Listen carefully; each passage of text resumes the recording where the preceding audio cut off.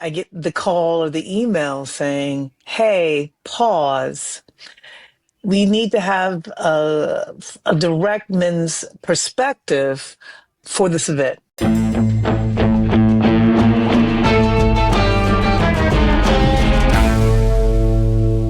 Hello, everyone, and welcome to In the Unlikely Event. I'm your host, Rick Kiley, one of the founding partners of Soho Experiential, a New York-based agency that's created thousands of events over the past 2 decades. On this show, we celebrate the event pros who thrive when things go sideways. These are the folks who make the impossible happen when the curtain absolutely must rise. Today's story, it's about breaking barriers, bending expectations, and then building something at breakneck speed. Our first guest today is Carmen Jones, an award-winning experiential producer and creative strategist whose career spans more than 2 decades. Our second guest is Dawn Marie Gray, a brand architect, creative strategist, and gifted storyteller with 2 decades shaping culture, engagement, and growth so brands authentically connect with people. Carmen and Dawn Marie, welcome to In the Unlikely Event. Yes. Hello. Thanks for having us. Excited to talk to you both. I want to set up the unlikely event that we're talking about, all right? Every summer, New Orleans becomes the center of culture, conversation, and celebration when the Essence Festival of Culture takes over the city. For years, it's been a space dedicated to amplifying the voices and experiences of Black women. In 2022, a bold new idea hit the table. What if Essence created a men's experience? The people asked to bring this to life were Carmen Jones and Dawn Marie Gray, 2 powerhouse producers with deep resume in sports, entertainment, and experiential marketing. The twist? They are women. And that fact alone created the key challenge for this unlikely event. We feel set. We feel ready for this conversation. Yes? Ready. We're ready? Absolutely.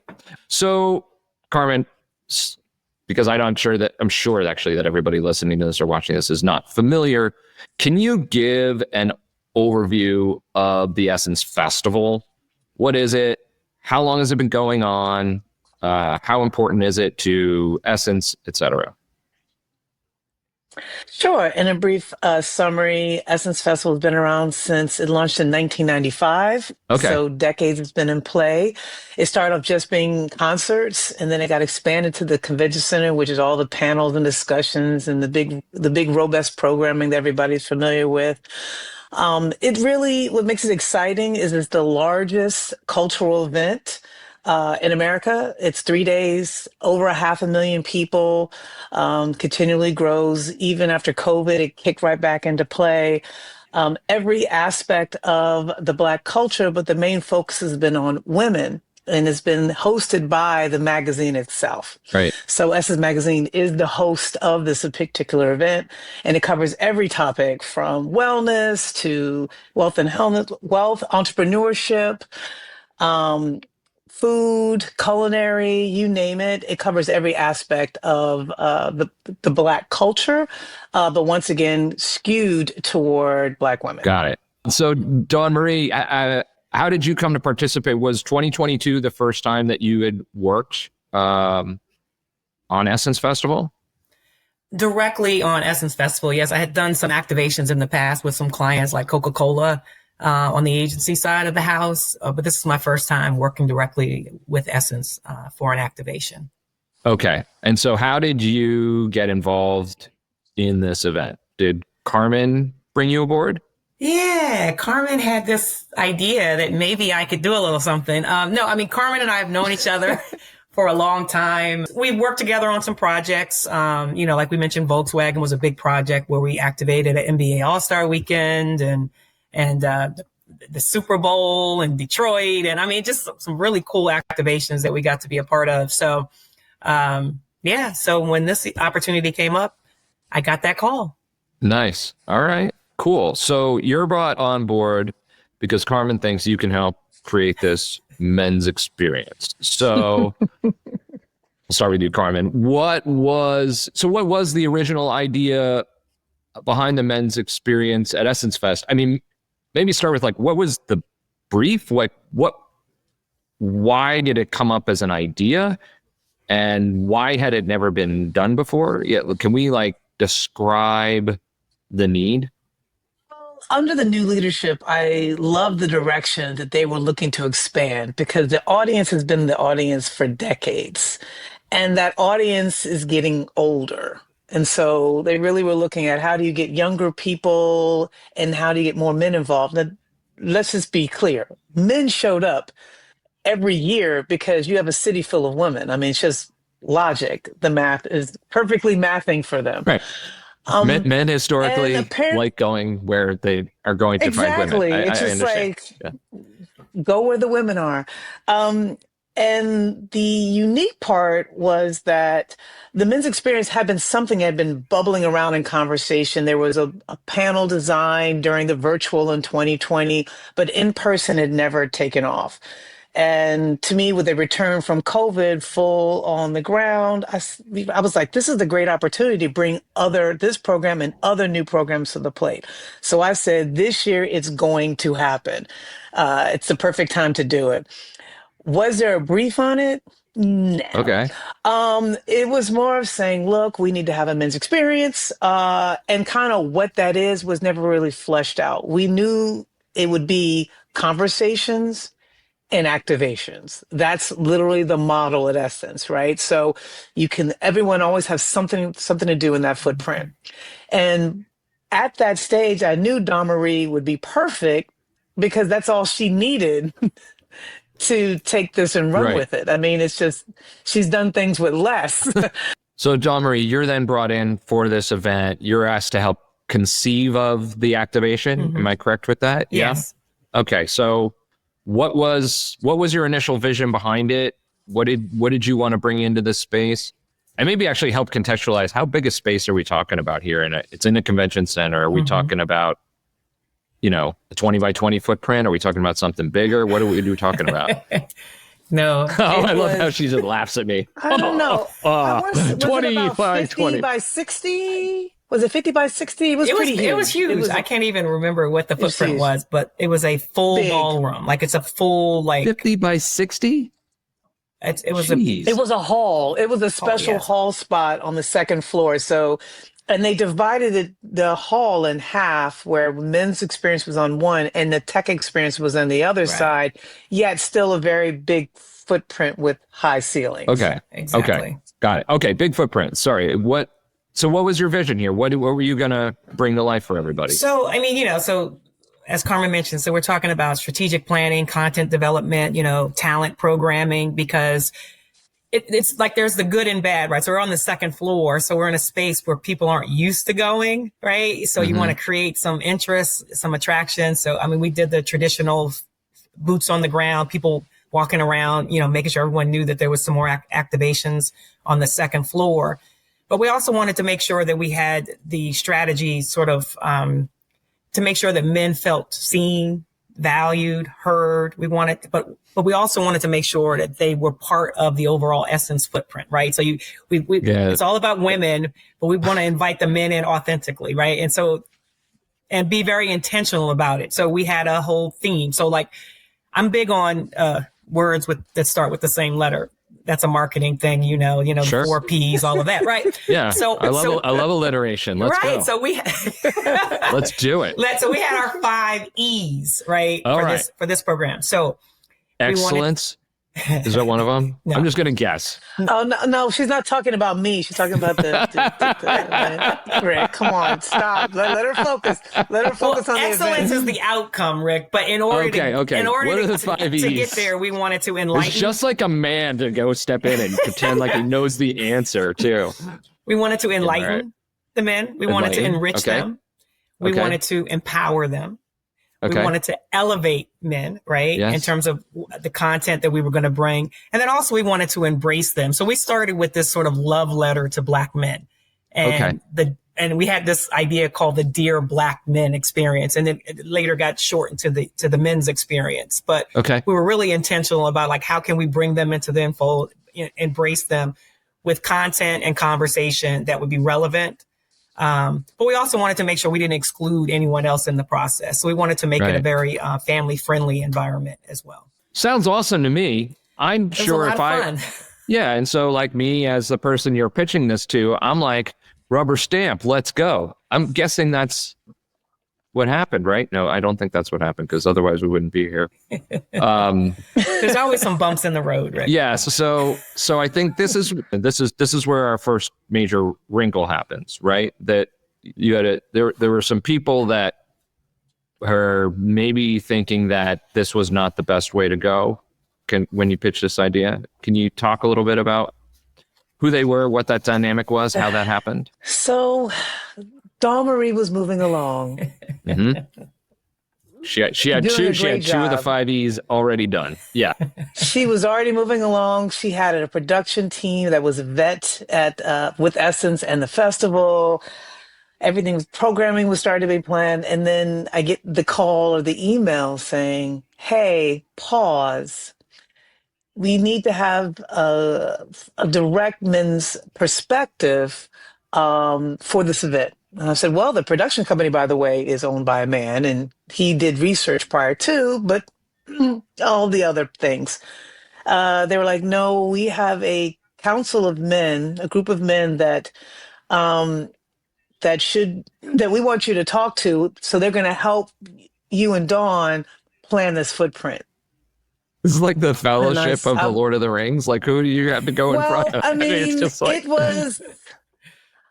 I think it's a couple things. One, I didn't think in general, once I knew who the men were, because they're all well known, they're all been culturally relevant for since the 80s and 90s throughout like I said, in our culture, just nationally. I said that's not a bad idea, but to halt for direction threw me off a bit. so, It threw me off because. Oh, sorry, you want to ask a question there? no, I'm just saying. So, like, to halt, like they said, stop everything until Yes. we hear from you So you meet with the council. Okay, the council, the group, the sure. I don't even know the right The brain phrase. trust. That's what I ended up calling. The brain the brain trust. trust. Thank you, Dawn Marie. Well, that's so The brain generous. trust. It's really sounding like a generous title that you're offering them at this point. Yeah. And so I said, I'll be open to it. But I Okay. was very hesitant because the implications in my mind I play through. One, I'm thinking, wait, you don't have confidence that myself and Dawn Marie can pull this off. And mostly Dawn Marie, because I had the whole festival to be thinking about. So I was like, And so that was the first thing. The second part is like, are they going to literally lead for us to follow? That was very concerning for me. Right. But you know what? I'm a team player. So I said, let's take the call. Right. And the call was facilitated inside of Essence, and it was a Zoom call. And, they wanted to say, give their piece, or at least this would just be the initial conversation that would result in them bringing us back a collaborative thought on paper. And when the cameras came on, they already knew Dawn Marie. Dawn Marie, I'll let you take it in from here if you like. Well, let me just step back for one second. One thing I do want to commend Carmen on, she mentioned from a production standpoint, she brought in Mark Stevens' Experiential, so we collaborated with them. We were strategy development. They brought the vision to life, right, and did a fantastic job. And as Carmen mentioned, they brought in a lot of ideas too, which really helped push things forward.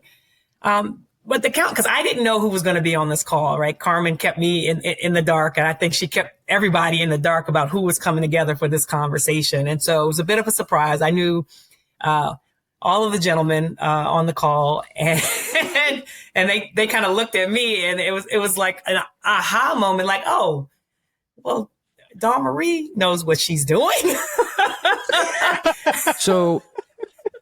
So then let me let's be specific about the output of this call, right? You get the call from the Council of Testosterone, right?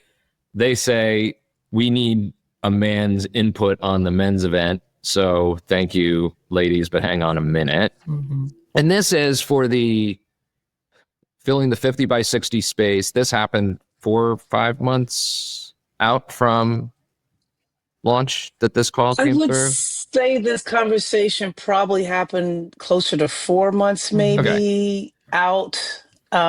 Yeah. Now, I'm just going to say for everybody who's not in the events business, if you're producing a significant activation that is filling 3,000 square feet and has things that you're fabricating from scratch and building audiovisual components, and you're trying to program talent and get on their calendars and all of those things, 4 months is a fair, not generous, but fair timeline, right? So I'm setting us up for the future here, but we're in agreement on that. It's not like all day, but 4 months feels pretty good. Yes, if you had 4 months.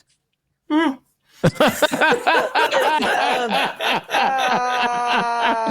mean, you did hear the part, right, where Carmen mentioned that the Essence Festival of Culture is the largest African American culture in the country, and we're not talking about a day; we're talking about 3 days of programming. Man, God, Dawn Marie, you sound like my head of production. I'm like, I got you 4 months. It's great, right? You're like, thanks. I mean, I'll be very honest. Did we pull off miracles at Essence in 4 months? Absolutely. Well, did we do it being bald at the end and stressed out? Yes, but 4 months, to your point, things can get done within right. 4 months. And I don't want to bury stressfully. I don't want to bury the lead here, because I think where we're going is you were left picking up trying to do it for much less time than that. So what I wanted, so I want to talk about what has happened here, because you, at the 4 months, you get the call, you basically get asked to stand down. The men's council is what? Are you waiting for them to come back with a recommendation? Are they supposed to be producing or ideating what is going to be happening and then come back to you and say, hey, do this? What was supposed to be happening? And I realize the audience is probably like, I recognize this didn't happen. Sorry, guys. Yes, whatever is said here did not happen. But what was supposed to be happening? I will say, let's just start with, we didn't even know what the real role was. Of the council? Yeah, because they weren't given clear direction. Okay. But we were to wait after our initial call to debrief them on the men's experience, and they were to come back to us with their ideas of strategy for the footprint. Okay. That's what we then had to sit back and wait. I don't remember how long it took. Dawn, do you remember how long it took? It was probably at least, I would say, 2 to 3 weeks, which is a lot of time. I mean, I think the way I understood it, they were supposed to be guiding our efforts, right? Okay. They were supposed to be bringing in some wisdom that some folks felt like that we didn't possess based on, our genetics. Although, I don't fashion to know everything. I'm very research oriented. I'm going to go, I'm going to tap into my network. We had folks on our team who could tap in and say, oh yeah, try this, try that. So, but we wanted to be collaborative. We didn't want to be combative, right? Sure. We wanted to collaborate. But when it was all said and done, they essentially became more supportive than strategic, right? Supportive of what we were doing. They gave some thoughts and some ideas. And we were like, well, we can do that. We can't do that, because they didn't understand all the nuances of the budget and the production and the timelines. And I'm just going to drill down here. Didn't seem like they added a ton of value, right? The men's council, but ultimately came around to recognizing that you had a good plan and were able to put you back. I guess you were given the green light to move forward, but we had but it took a little time to get there. Carmen, you gave me that face like, they did not give me the green light to move forward. I don't think we technically got a green light. Oh. We just technically began to move forward. Oh, we took the assumptive close. Yeah. I took the assumptive close because I looked at the clock. All right. And what I did mention before is, at this time, and many people get tired of me saying it, but I was the last person left in Essence who had ever produced any activations in the convention center or the Superdome. I knew what this would take. I could not wait any longer. Right. The gun had to be shot off. Okay. So Dawn Marie was working parallel in the back, but it's kind of like, I'll ask for forgiveness later because we don't have time. Right. So when did you shoot the gun? When we were moving parallel. okay. So in the But background, as while all soon this as is I saw going, that brief, okay. So while this is going on, the soon as men's I saw that council's brief. meeting, you guys are like, we're going to still work on this over here, right? So that we don't Absolutely. get, okay. That's smart. We don't want to allow them to put us into a crunch situation. So yeah, so we kept working. I mean, I think at the end of the day, there was some validation because once they saw that what we were doing, what it would take, again, these gentlemen, a lot of ideas, great visionaries, that don't necessarily have the bandwidth to actually execute for 3 days. Like that's a different undertaking, right? Right. You can have ideas. And so we brought those in where it made sense. And so I think they validated what we were proposing and they understood that we could actually execute and make it happen. Right. So you did get to a point where everybody was on board. Well, oh my gosh. No, never. So I would say, to be honest, maybe one or two. But I would say generally no, because they still decided to do their own thing somewhere else. Wait, they had a secondary, bad activation within the activation because they wanted to do their own thing? What was their thing? You had the barbershop and the program. What did they have? I think they rented out a venue that has a good relationship with us. That's much further out, away from all the foot traffic, to have to fulfill all of their conversations that they had. And I think it was a parallel path. I think while I was like, let's just move forward, they were probably like, I don't think they're going to do everything that we want them to do, so we're going to do this thing. And Dawn tried with one or two people, but the amount of money they were asking for, I was like, it was comedic. I think because they might have been using this opportunity for Dawn to say, for their relationships to be a part of Essence Festival. But Dawn and I, there was no budget for that. We didn't have that type of money. So that's going to bring us to sort of like the second issue that I think, we got to talk about, right? So I didn't realize that the Council of Men went and did their own thing while your thing was brought to life. I think that's hysterical. Okay. It seemed like pooling the resources might have been better. There might have been an opportunity to bring those things together, but they just took their ball and went home, or you guys everybody just started going forward and saying, we'll see you at the finish? Yeah. Well, I mean, they integrated into what we were doing. Like Carmen said, they had some panel ideas. They brought some speakers. They were even on some of the panels themselves. Oh, okay. One of them two of them hosted panel discussions at the Men's Experience, but we didn't give them that lounge party, cigar smoking, environment, that vibe that that's not something you would do in the convention center. So yeah. Can you smoke cigars in the convention center? No. Okay. So they wanted to. There's some practical production realities that they didn't want to face either. I see. Right. So and just the vibe that they wanted was outside of what we were trying to accomplish with the Men's Experience.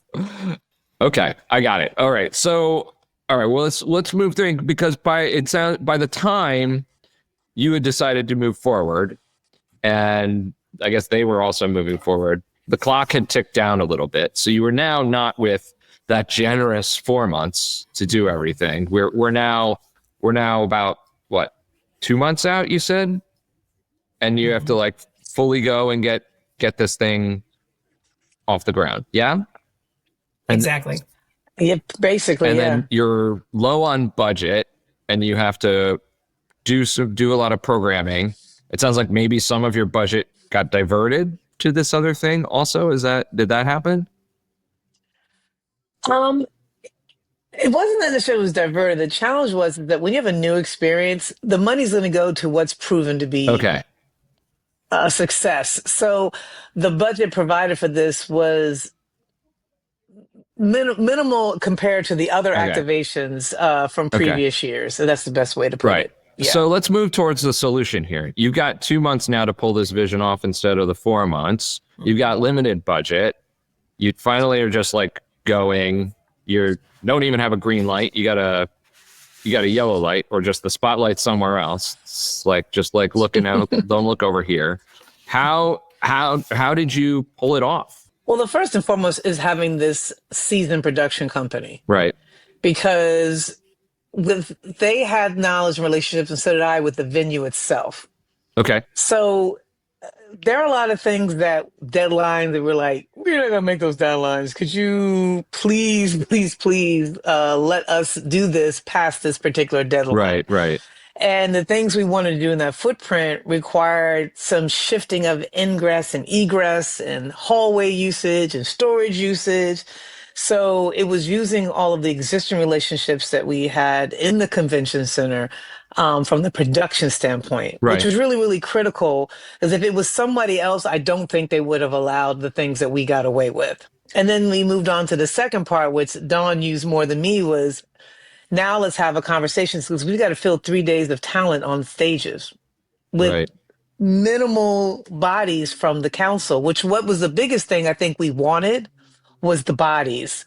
Because New Orleans, you've got to get them down there. Right. They've got to, when it's very hard to find flights, Right. got to get hotel, got to get them on stage, Yeah. got to get them all the talent movement pieces. That's not an easy ask. And so we started playing barter calls with people to get talent to show up.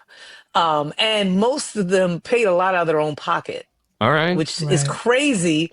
But that's what our relationship was like, I need you to do solid. I'm going to give you like 55 cents. But on our friendship, because So, and some of these names are not small.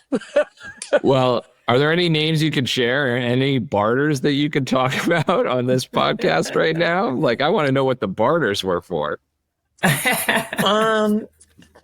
I mean, I can name a couple. One, I think we mentioned before, was Mike Ely, who's very, very popular in our culture and outside of our culture, and all things from movies, from the barbershop to these movies to a lot of even television series. And he actually had a Hulu series that was scheduled to come out in that fall. Okay. And I talked to him before about coming to festival in 2019, but it didn't work out with his recording schedule and with his taping schedule. So I was like, hey, love you to come down. How much is it going to cost? Well, I then had to get on the phone with Disney and run a parallel pass as he talked to Disney. I was like, if I could get Disney to pay for his trip and get him a moment on the main stage for Hulu, Right. then I don't have to do anything but give him a small honorarium. So I'm working multiple relationships Okay. to get him down there, because he's great for the men's experience, but he's perfect to be in a footprint of thousands of women. Okay.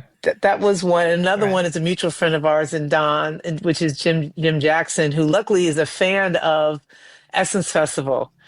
And he was excited when the opportunity came. And did we even pay Jimmy? No. I don't. Yeah. Yeah, And he showed Jimmy's up and just he upping delivered. his rates everywhere right And he's now. on-air talent. He's a former NBA player for many years, and he's on-air talent for the Clippers and Collegiate.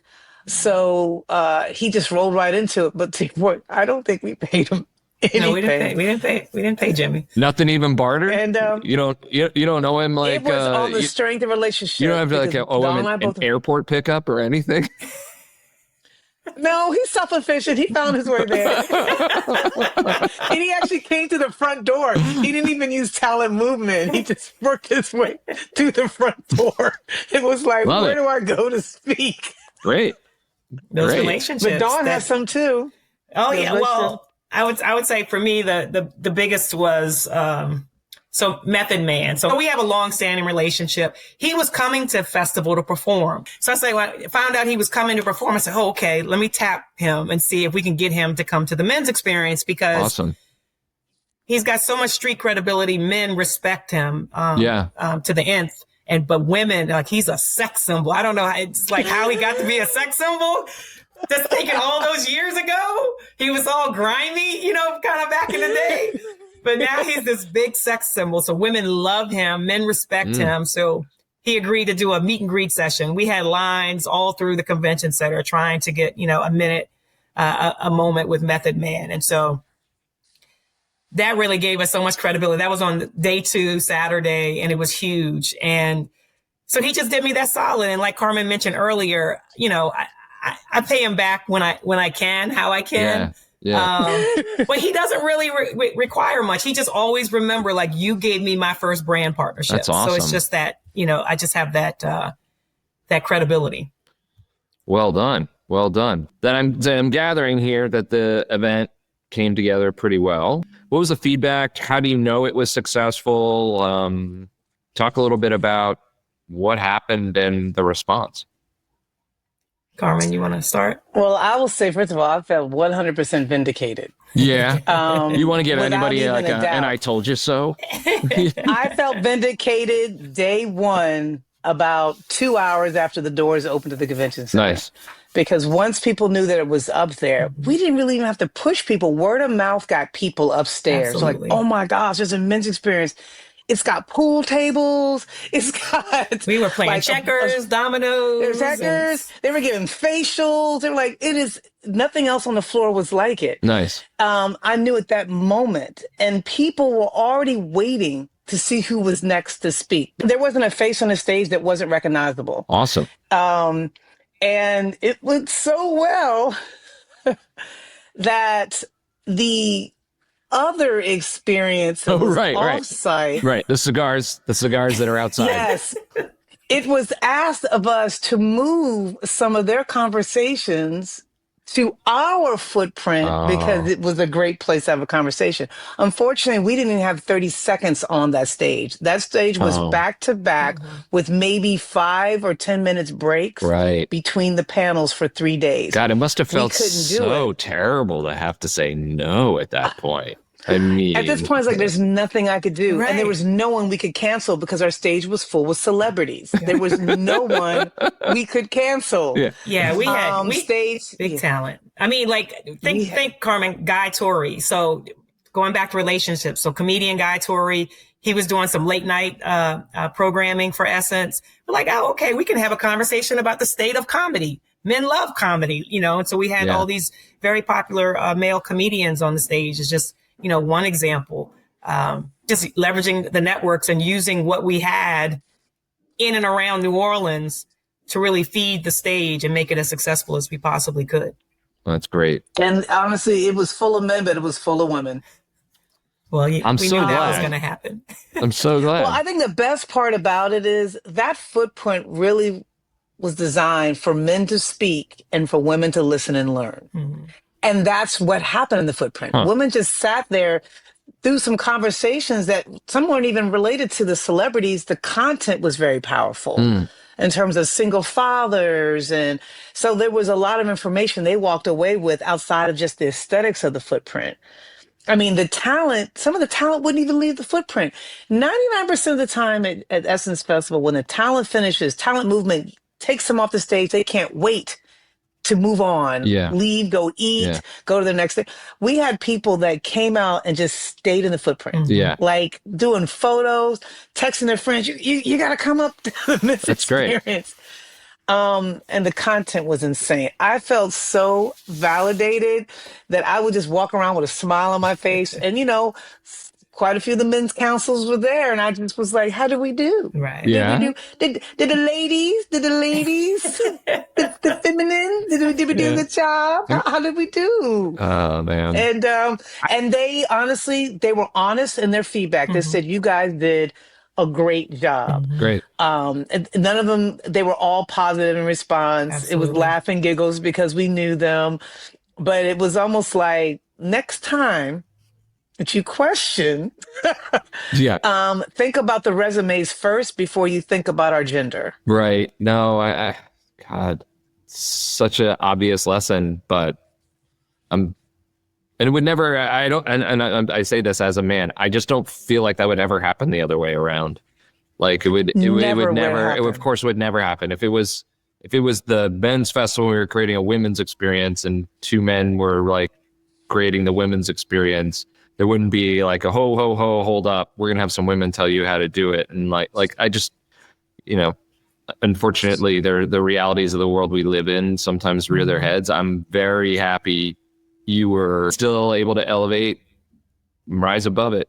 Elevate, that's one of them, right? One of the 5 P's? Okay. Good Yes, job, yes, Rick. yes. Elevation Yeah. is where it's I would at. say the craziest part is I think that's what triggered me most because to your point, it, there were men who were doing activations at Essence Festival. By definition, this definition, why are they doing it? They're not a woman. Yeah. That and the fact that Essence was founded by 4 men. And these men said, women, this is your ship to steer. It was designed for us to, everything in our footprint would be through our lens, but with a full understanding. And that's what Essence Festival is about. Right. So this, the shift that said to me saying, it's okay for us to do all of this, but we don't, we when it comes to this piece, no, we have to take this away. You're not yet qualified. But to me, it was the fuel to make that event. And I know it was a fuel for Dawn. Right. And it was also fuel for the production company because you're also now questioning the most seasoned production company at festival who is owned by a man, a diverse man who has a team that's diverse. So now you're questioning people who are seasoned. Right. So that was one of those things where I get fueled off of stuff like that. I was it's going to make it even better. I think that's a universal. I mean, I know exactly what you're talking about. The desire to basically prove a doubter wrong is quite a compelling reason to be successful. So Very motivating. I don't think anyone in this industry does not have a Darth Vader somewhere that they're trying to like show that they can pull stuff off and make the impossible happen. I'm just curious. Yeah, I think what I want to know about is what, for both of you, was there something you learned from this experience that you'll now take with you and ensure that is part of your way of working in the future? I think we're always trying to look for these key learnings from when things don't go right. So really that's my first question to you. Same question for both of you.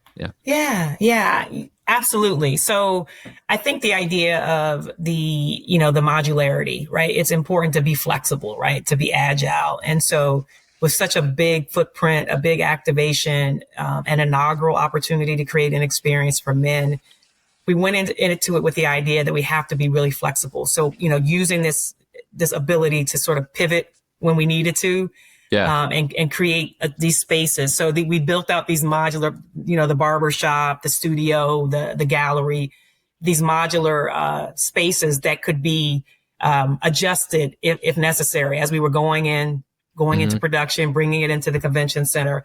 So I think for me, it's just being able to, I learned the need to go in with that idea of being able to pivot because, we should expect the expected, right? And because it always happens. There's something that you can't plan for that's inevitable. So just be really prepared to pivot from the beginning. That's great. What about you, Carmen? I think for me is there were good intentions. And oftentimes people coming at you with good intentions. Mm-hmm. And so it's never really looking at it in a negative light up front because I'll never be able to be open to receive anything and it would be more of a combative scenario. So one thing I did learn is initially take my feelings out and open up and listen and see what comes of this unexpected component. Find what you need that does help and integrate that. But don't let that halt your progress. If you believe in what you're doing and you have the experience and you feel confident and you have the team to deliver it, then move forward. But like I said, not with a closed mind, with an open mind. We took the pieces that we could use. Right. And the scenarios that we could use. But at that point, we had to move forward. You have to have confidence in what you're doing. Because the moment you start doubting yourself, that event would have happened for us. Sure. If we started thinking that bringing the men's council in made us doubt what we could deliver, it never hindered that for us. And I say, Right. anybody who's listening, if that happens, always stay confident, because not everything that comes to you is it's going to come correct. In this event world, you have to take a lot of emotions out of Yeah. what you're Yeah. doing, because if you do, it'll eat you Sure. alive. Yeah. Yeah. No, I hear that. Awesome. Great answers. And so really we close every episode the same way. I'm going to ask this to both of you also. This industry is fucking nuts, right? It's always full of chaos, last minute changes, stress, getting the curtain go up. I'm curious for each of you, what keeps you, you're 20-year veterans, both of you, what keeps you coming back for more? Why do you do it? I would say, I mean, I do it because I think the creativity that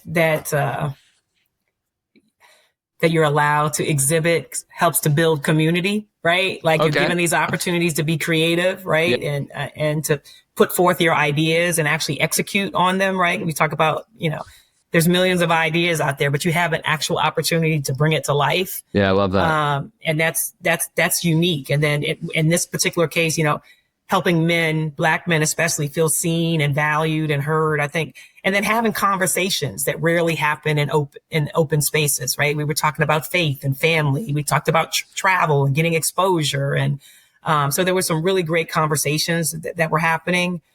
And just creating that belonging, right? That people say, even though this is Essence, it's a women's magazine, you belong here too. We value you. And to be able to create those opportunities of belonging. So, the proof of your impact that you feel like, it's worth, right? All the pivots and the sprints and the stretches and the, uncomfortable situations and the doubting yourself and all the things. At the end of the day, it's worth it because you got to bring this vision to life.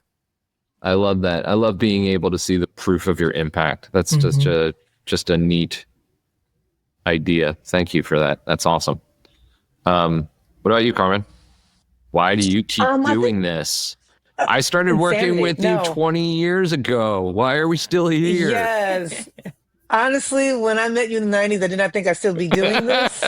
But I guess similar to what Dawn Marie is saying is that how many times in your life do you have a job where you can literally see the impact on the back end? Yeah. Like you can see things from ideation to actual execution. Yeah. You see the full cycle and you get to be able to learn and celebrate it. Like, I've had jobs where I was in finance where I didn't know what I was doing on a day-to-day basis. 100 years from now, I don't know what the outcome was, but there's no other industry that you can just, except for sports, you'll know quickly.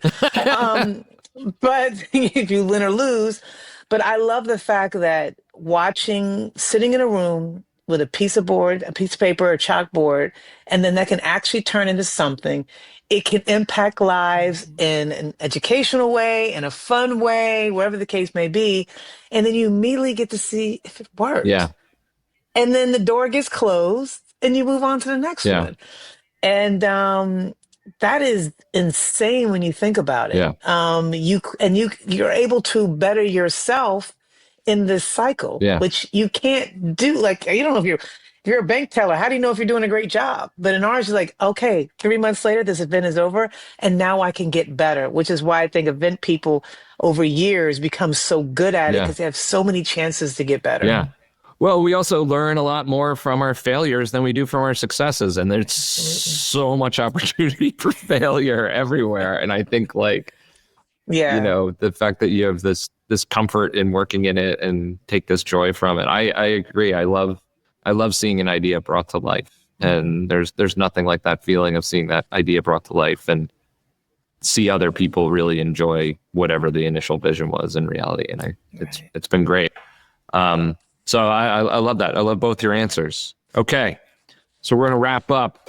In a world where people love to tell you what you can't do, Carmen and Dawn Marie proved what happens when you just do it anyway.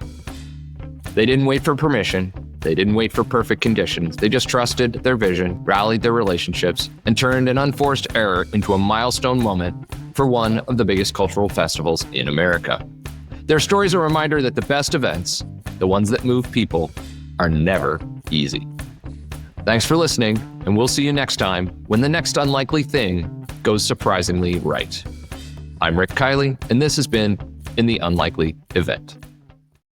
Thanks for listening to In the Unlikely Event, where we unpack the moments that went wrong and celebrate the people who made them right. If you enjoyed today's episode, make sure to subscribe on YouTube, Spotify, Apple Podcasts, or wherever you listen. And hey, while you're at it, drop us a review or share this episode with a fellow event pro who's been through their own little disaster. You can catch more great content by following Unlikely Event on YouTube, Unlikely Event Pod on Instagram and TikTok, and Soho EXP on LinkedIn. I'm Rick Kiley, and I'll see you next time, right here on In the Unlikely Event.